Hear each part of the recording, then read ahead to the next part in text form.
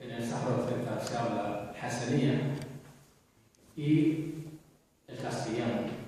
El Hasanía es un híbrido, fijaros que esto también es un dato antropológico desconocido por muchísima gente. Es un híbrido de varias lenguas, algunas africanas, otras del bereber antiguo del siglo VII, pobladores que habitaban en el territorio en el siglo VI y VII antes de las invasiones árabes y la islamización y arabización de la región. En el Sáhara Occidental, la configuración social durante el periodo colonial era tribal, y eso también sucedió en muchos países africanos y sigue sucediendo, pero los saharauis, sabiendo que es una política de dividir, una política de mantener la población dividida en fracciones, en subfracciones, en familias, cuando nació el Polisario en los años 70, lo primero que hizo fue abolió el tribalismo, y en vez de hablar de la tribu A, B o C, se habla del pueblo saharaui como un cuerpo. Entonces esa lengua, ese factor de identidad que los saharauis hemos sabido conservar, hemos sabido utilizar y entenderlo como aquí en los países latinoamericanos e hispanos, es uno, digamos, de los méritos de la Dirección Nacional Saharaui, que la causa saharaui hoy en día está reconocida en todos los países de Latinoamérica, está reconocida por muchos hispanos en el mundo. En Estados Unidos se habla de 60 millones de hispanohablantes. Yo me invitan muchas universidades de Estados Unidos de América y me invitan para hablarles de la literatura saharaui en español, el legado lingüístico que nos ha dejado la metrópoli. Y para mí es un fenómeno lingüístico, es un fenómeno cultural que los saharauis lo han calificado de positivo y han sabido utilizarlo, no considerarlo una lengua del colonizador o una lengua impuesta, sino un legado lingüístico que nos ha adaptado y que nos ha llevado a muchos rincones del mundo. Creo que si no fuera este legado, nuestra causa hubiera sido limitada en torno al mundo árabe o al mundo africano sin poder llegar al otro continente. Pero gracias a este legado lingüístico que hemos sabido conservar y acoger como propio nuestro, hoy en día vas a Latinoamérica y dices que eres saharaui y lo primero que te pregunta los versos sobre el desierto, los versos que escribí sobre vuestro proceso revolucionario, el acento que lleváis heterogéneo de Latinoamérica, de la península, de las Islas Canarias, de Andalucía, de varias regiones de España. Entonces, eso es una de las cosas más importantes y yo creo que lo mismo pasó también en las colonias francófonas. Yo realmente, para mí, ese idioma fue como un mecanismo para poder seguir controlando los intereses de los franceses en los países colonizados, todo lo que es África Occidental, por ejemplo. No, porque la educación pasa por la lengua y creo que no hay algo más duro que no poder estudiar en su propia lengua maternal.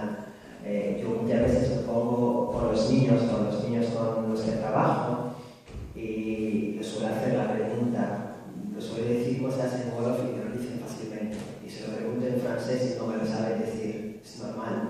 Y creo que también esto tiene una repercusión muy negativa sobre la educación en Senegal y sobre la situación lamentable que viven en los países excolonizados. La educación está controlada por Francia y nuestros intelectuales muchas veces son gente influenciada bastante por la cultura francesa. De hecho, muchos de los presidentes que hemos tenido han estudiado en las universidades francesas, han venido a Senegal a ser presidente y después de ser presidente han vuelto a Francia hasta la muerte, que eso es lamentable. Si para mí lo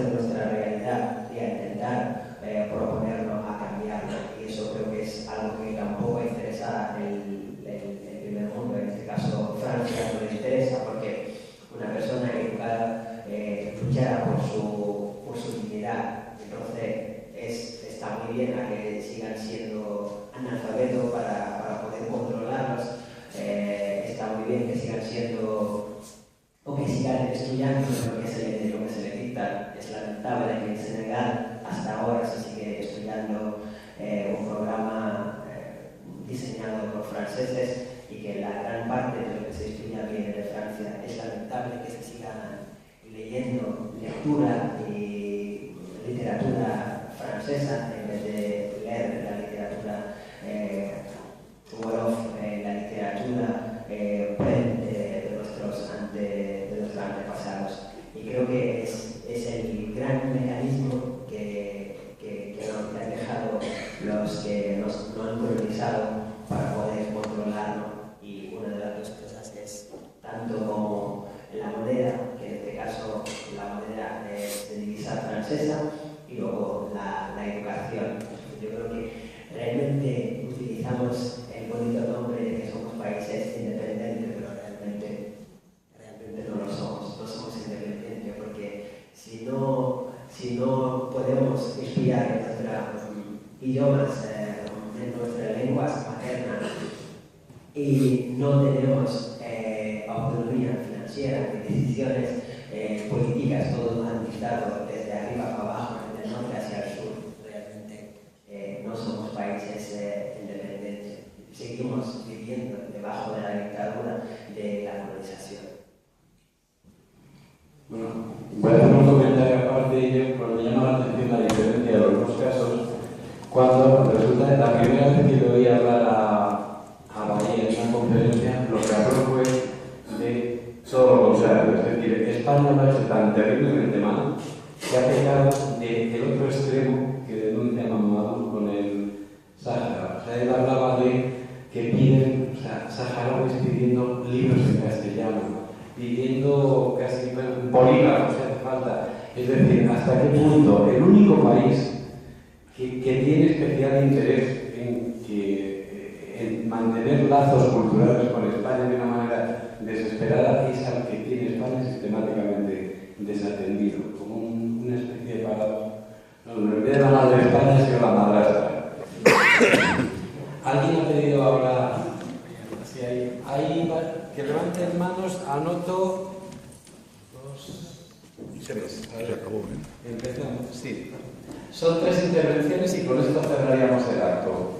Empezamos por el más próximo. Hola, buenas tardes. Yo, por romper una lanza a favor de la colonización española, visto que España en ningún momento ha creado conflictos étnicos en África ni ha creado fronteras, no es el mismo caso que Francia o Gran Bretaña, cuya colonización ha sido brutal, no es un caso comparable. Decía antes don Federico que para conocer, que es muy importante, es básico conocer la realidad para poder transformarla.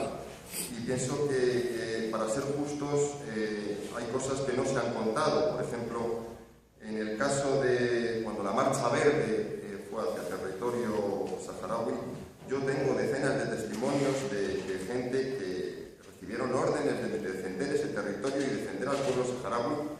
Y ellos mismos contaban que los saharauis les disparaban por la espalda, y esto es algo que no se ha contado nunca. Y yo creo que para ser justos hay que contar también todo. España no ha sido tan mala, ni ha sido la madrastra. Creo que la colonización española en África ha sido ejemplar si la comparamos con la inglesa, por ejemplo.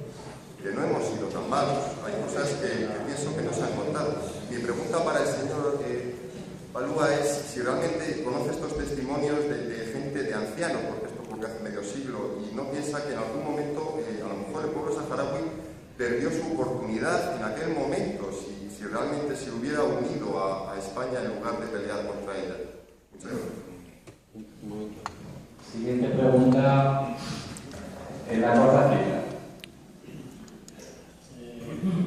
Sí, yo simplemente al hilo de lo que acaba de hablar esta persona que ha intervenido, pero difiero de ella. Es decir, yo creo que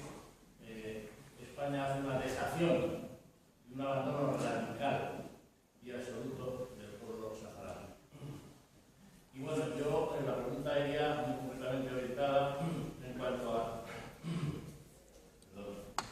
si este hecho, que para mí tiene estos tintes clarísimos, ha tenido incidencia en el desarrollo posterior de las lenguas saharauis, creo haber entendido a las que hacía referencia Bahía, con independencia, efectivamente también el mantenimiento y ver la riqueza de la lengua española, de la lengua de Cervantes. Pero ha hablado de otras vertientes lingüísticas. Yo diría, la forma traumática con la que España deja el Sáhara, ¿qué incidencia ha tenido en este tema de las lenguas y en un tema experiencial personal? Porque yo creo, con esto termino, que efectivamente esto es totalmente distinto a lo que comenta Mamadou respecto a su país, donde la colonización, y estoy de acuerdo, sigue siendo un hecho. Las nuevas formas y modernas formas de colonizar pasan por el lenguaje en desarrollo de ello. Al igual que España tiene una dosis de colonización del mundo anglosajón descarada y potente que pasa por el mundo de los negocios y pasa por el mundo del dinero. Bien, esta era mi unas filas más atrás. Hola, bien, esto es para Mamadou. Mamadou, tú sabes que yo sé algo de tu país. Entre ellos quisiera que tú nos dijeras si realmente el idioma oficial de tu país es el wolof o es el francés. Y como consecuencia de ello, todo lo que has dicho. Bueno, pues eso sí. Hay una otra intervención pedida atrás y ya no hay más. Hola, buenas tardes. Bueno, Mamadou, la pregunta es muy sencilla. Tengo entendido que tú has sufrido por parte del país al que llegaste en la frontera, pues desde el rechazo hasta el insulto, etc. Pero también has comprobado por ti mismo la plena solidaridad e identidad que han tenido, no solo contigo, sino con todos los que de alguna manera participan en lo mismo y concretamente en el barrio de la Barquís. ¿Cómo ves tú ahora mismo en la sociedad española frente a ese problema de la inmigración y en conjunto ya de los inmigrantes, es decir, los que ya estés aquí? Empezamos las respuestas. Vale, bueno, respondo la primera pregunta que ha hecho el señor. Los saharauis, para entender el tema del Sáhara Occidental contado por los propios saharauis, muchas veces es muy diferente oírla de otras fuentes extranjeras, ya sea en bibliografías o ya sea a través de la prensa. Mi padre fue un militar español, fue un funcionario durante la época de la metrópoli, y mi madre fue una mujer sabia, una mujer que conoce toda la historia del Sáhara Occidental y conoce su literatura, conoce todo el periodo que ha podido convivir durante el periodo del dominio colonial. Me transmitieron mucha información siendo niño de 6, 7, 8 años, y luego a los 14 años empecé a vivir el proceso con una conciencia de un niño del desierto, una conciencia diferente al de un niño de la ciudad de 13 años, de 14 años. El niño del desierto madura su pensamiento a los 10 años, absorbe todo lo que acontece a su alrededor, es muy observador, analiza todo acontecimiento que ve, que escucha, que observa en su entorno. Y yo he vivido este proceso desde esa edad de los 13, 14 años. Y con esto quiero decirle que hemos convivido con la metrópoli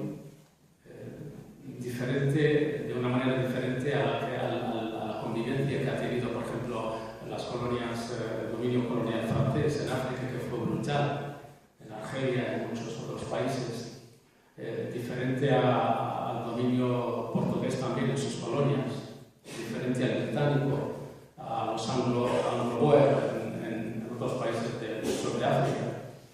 El año 70, cuando el pueblo saharaui inicia el primer movimiento de liberación nacional, y lo hizo de forma pacífica contra el régimen franquista, fue el año 70, liderado por aquel periodista llamado Ibrahim Basiri.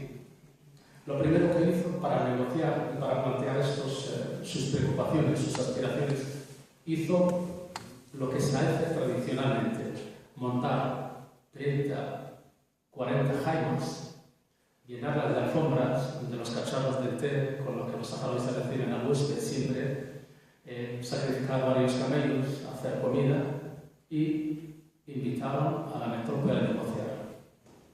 En aquel entonces, bueno, pues tanto aquí en España como en el Sáhara Occidental, el sistema político era una dictadura que dominaba las dos partes.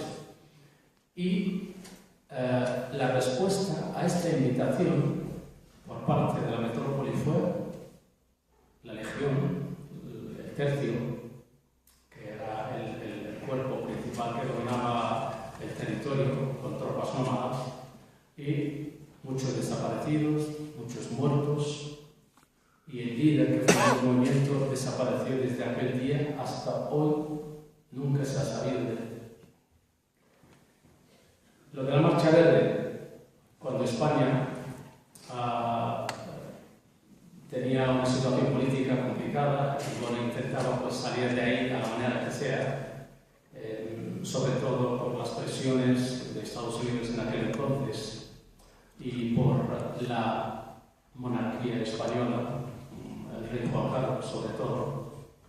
Empezaron pues, a mover estos hilos diplomáticos entre la familia real marroquí, la familia real española, y bueno, se hizo lo que se hizo, la Marcha Verde y repartir el territorio entre Mauritania y Marruecos, la parte sur y la parte norte.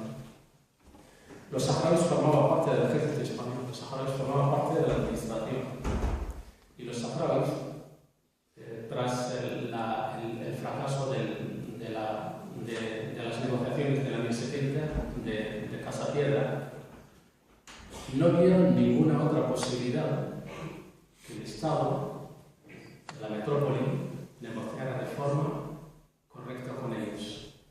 Queremos levantar un Estado, queremos que este Estado sea supeditado por la metrópoli, como se ha hecho en muchas otras experiencias anteriores a la occidental. Pero no había esa comunicación, no había ese diálogo.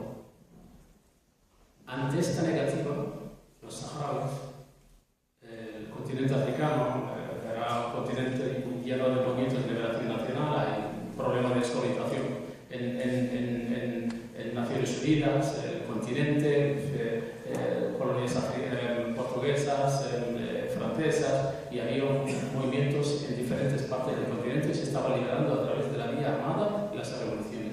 Y los saharauis justamente los vieron con los brazos cruzados ante esta negativa de la metrópoli. Y la opción era única, es tomar las armas y liberar el territorio de la forma con que se ha liberado Argelia o con que se han liberado otros países del continente africano. Nunca los saharauis traicionaron a los españoles, porque este es un lenguaje que yo lo escucho muchas veces de los militares de la época, sobre todo los altos cargos que estuvieron en el territorio. Generales, coroneles, altos oficiales. Pero mi respuesta siempre es volver y buscar esta realidad entre los saharauis y no buscarla, digamos, en este lenguaje de la época, el lenguaje del régimen de la época. Es que los saharauis no quisieron la independencia porque nos traicionaron. Los saharauis estaban reivindicando simplemente un territorio y la metrópoli no quería negociar nada con su representante, que era el Frente Polisario.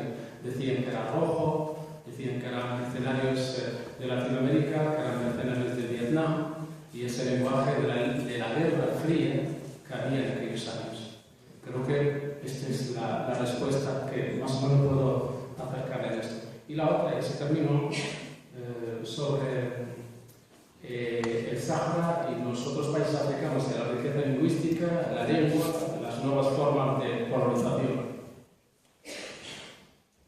El español convivió con la lengua hasanía, una convivencia difícil de darse en otros países. La metrópoli respetó la religión saharaui, porque mis primeros colegios fueron con maestros y monjas españolas. Mis padres también dieron clase en los cuarteles militares de la época y era una forma de tú aprendes esto si quieres, si no quieres déjalo. No imponían a la religión católica, no imponían, digamos, a que nuestras tradiciones, nuestra vestimenta, nuestra forma de hablar, nuestra literatura hasanía se prohibiera en el territorio. Sí que nos imponían, como dije en mi intervención, obras de autores del régimen, como José María Quemán, que había dicho, como Primo de Rivera, que nos había dicho. Leíamos todo esto junto a la obra de Cervantes, el Quijote, que era lo mejor que nos ha podido trasladar durante todo esto, porque las otras obras que leíamos la generación del 27 o la generación del 98 nos lo daban españoles de diferentes comunidades españolas, que eran republicanos y que eran castigados ahí en el Sáhara por el régimen. La primera vez que oíamos hablar de Antonio Machado, de García Lorca, o de todos los miembros de la generación del 27 fue a través de estos reclutas que vienen ahí pasando su vida, que habían hecho sus estudios universitarios y se dedicaban a dar clase particular por la noche a saharaui de forma individual, en contacto con la familia. Entonces, creo que a diferencia de lo que pasó en Senegal, porque en Senegal uno de los grandes referentes de la literatura francesa fue Senghor, es el primer intelectual que formó la colonia francesa y luego, tras su independencia, lo impuso como presidente de Portugal y fue un profesor en las universidades francesas y fue un poeta en la lengua francesa. De ahí yo dejo, digamos, esta abismal diferencia entre lo que la lengua impuesta en Senegal, porque destruyeron muchas lenguas del territorio y se impuso la lengua francesa y la religión también. A cambio, en el Sahara no fue así. Fue, digamos, dos culturas que convivieron mutuamente. La religión se respeta, las tradiciones se respetan y una de las cosas que yo digo siempre en mis intervenciones, ¿hasta dónde llegó esta lengua, su influencia en la sociedad saharaui? No solamente en el lenguaje coloquial que tenemos, de mezcla español-hasanía, no solamente, digamos, en los nombres de la tecnología, no, sino ha ido más allá y los grandes poetas, los grandes clásicos del siglo, principios del siglo XX, que escribieron sus obras criticando el régimen, utilizaron una hacha especial saharaui compuesta de hasanía y español. Criticaban en ella el régimen de Francia, criticaban en ella el dominio colonial. Hacían esta mezcla curiosísima que se dio, yo creo que solamente en la literatura española, la hacha durante la época del andaluz. Y con esto los saharauis siempre hemos considerado que debido a esta coexistencia lingüística pacífica y convivencia, nunca podemos, digamos, calificar la lengua española del Sáhara Occidental como se calificó el francés, destruyendo las culturas y las lenguas aborígenes de muchos países africanos, entre ellos Senegal. Bueno, voy a contestar a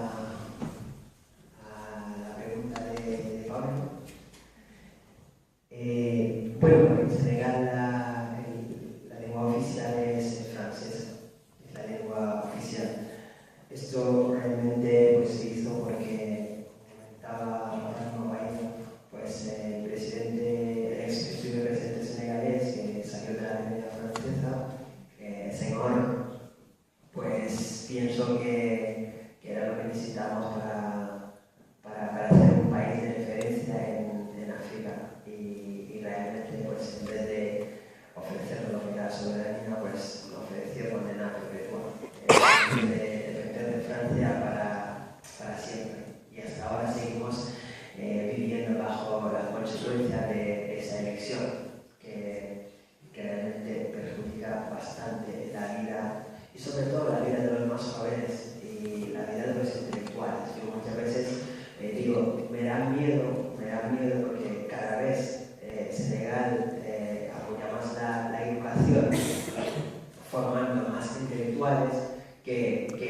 lo que van a hacer es seguir adoptando la cultura francesa y seguir enriqueciendo en lengua francesa, en vez de formar intelectuales que realmente estudiarían en su lengua natal, el lengua que maman.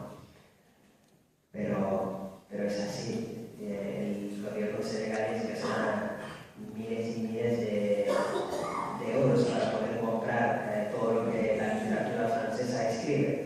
Y es normal también, eso repercute sobre los deseos de inmigrar y los deseos de descubrir Francia, porque me acuerdo de yo cuando estaba en el Caribe, en mi tercer día en el Caribe, hacia Canarias, que fue un día súper duro porque me inundaba reflexiones y pensamientos de por qué viajo, por qué yo voy a ir a Francia, porque mi deseo era llegar a España y seguir a Francia para poder terminar mis estudios, eso era mi deseo. Y también analizaba el por qué es imposible, es súper difícil ser joven, estudiar y no desear ir a Francia. Porque toda la tecnología viene de Francia. Todo lo que ves en la tele, que es bonita, viene de Francia. Toda la gente, todo el líderes legal han crecido en Francia o han estudiado en Francia. Todo lo que se habla en malayo es francés. Los libros que leemos son libros franceses, son novelas franceses. Leemos Voltaire, leemos Victor Hugo, leemos mucha literatura francesa. Me acuerdo un día alguien me preguntó, ¿ha visto a Blancanieves? Y le digo, no lo he visto. Y dice, no puede ser que no haya visto a Blancanieves. Y digo, no lo he visto. Y dice, ¿por qué no la has visto? No te... Y de repente pensé, vale, no lo he visto por otra cosa. Porque nosotros somos negros y segundo, porque no tenemos nieve. Entonces, es importante que nosotros estudiemos los bosques y los ríos y los animales africanos en vez de literatura francesa. Y es verdad, nos inundamos de realidades francesas, que al final el deseo de ir a Francia se nos supera, el deseo de visitar el mundo moderno se nos supera. Y todo eso pasa por esta lengua, pasa por esa condena perpetua que tenemos pues, bajo a esas lenguas. Y ojalá que algún día pues, podemos levantarlas y ser pueblos independientes. La siguiente pregunta. Sí, realmente yo siempre le he dicho el español con el que nosotros cruzamos por la calle, con los que compartimos los autobuses y los trenes, con los que compartimos los parques, como por ejemplo el parque de la plaza de Lavapiés, esos españoles comparten realmente nuestra lucha y son españoles accesibles. Lo que realmente nos hace la vida imposible en los territorios europeos no son la gente con la que cruzamos en la calle, son realmente lo que deciden las leyes, que la repercusión de esas leyes cae directamente encima de nosotros.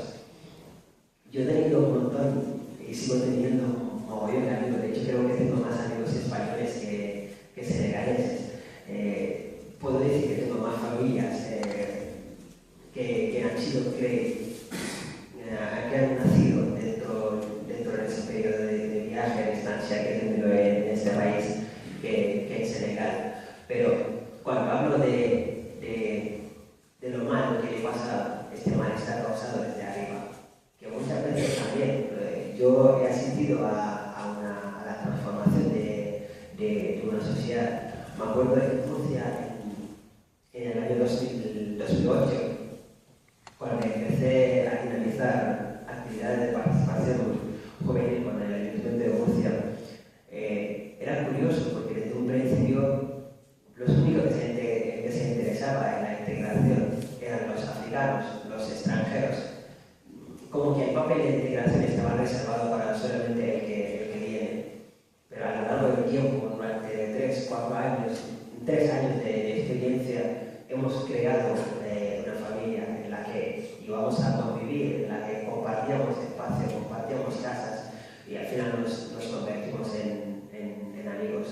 Sí que en esto estoy totalmente de acuerdo en que el español con el que nosotros nos cruzamos en la calle es muy diferente de la persona que hace las leyes, que su repercusión encima de nuestra vida es brutal, es lamentable. Bueno, pues muchas gracias. Queda cerrar el acto. Les recuerdo que mañana a las 11 habrá un paseo guiado por Segovia, que lo dirigiré yo mismo. y luego por la tarde otra reunión que, como diría Blanco Ayoni, mejor no va a ser que hoy, pero a ver si es tan buena, por lo menos, porque es imposible. Vienen Jorge Riesman, Víctor San Pedro y César Ventura. Muchas gracias a todos.